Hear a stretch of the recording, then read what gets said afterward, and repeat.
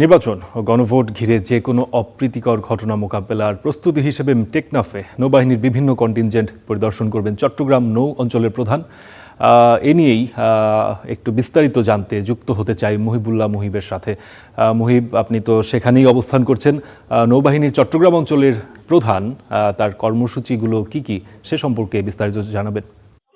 আপনি জানেন ত্রয়োদশ জাতীয় সংসদ নির্বাচনকে কেন্দ্র করে কিন্তু সারা দেশেই আইন শৃঙ্খলা বাহিনীর পরিদর্শন বা প্রস্তুতি চলছে। তার ওই ধারাবাহিকতায় কিন্তু কক্সবাজারের যে টেকনাফ উপজেলা রয়েছে, যেহেতু সীমান্ত ঘেঁষা এবং একই সঙ্গে সমুদ্র উপকূল, সেই ক্ষেত্রে নিরাপত্তার জায়গা থেকে বাংলাদেশ নৌবাহিনী এই জায়গাগুলোতে মূলত তাদের যে কন্টিনজেন্ট গুলো রয়েছে সেখানে কিন্তু নিরাপত্তা জোরদার করছে। একই সঙ্গে ত্রয়োদশ জাতীয় সংসদ নির্বাচনের যে কেন্দ্রগুলো রয়েছে সেই কেন্দ্রগুলো তিনি পরিদর্শন করবেন। যিনি বাংলাদেশ নৌবাহিনীর চট্টগ্রাম অঞ্চলের প্রধান রিয়ার এডমিরাল মাইনুল হাসান খান, তিনি তার যে কন্টিনজেন্ট গুলো রয়েছে সেগুলো পরিদর্শন করছেন। ইতিমধ্যে কিছুক্ষণ পরে তিনি টেকনাফে এসে পৌঁছাবেন, টেকনাফ সদরে এসে পৌঁছাবেন। এখানে এসে গণমাধ্যমের মুখোমুখি হওয়ার কথা রয়েছে।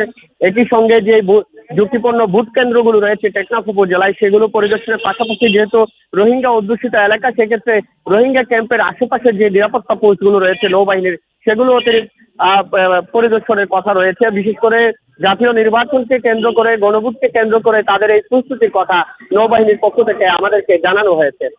মুহিব, অসংখ্য ধন্যবাদ আপনাকে।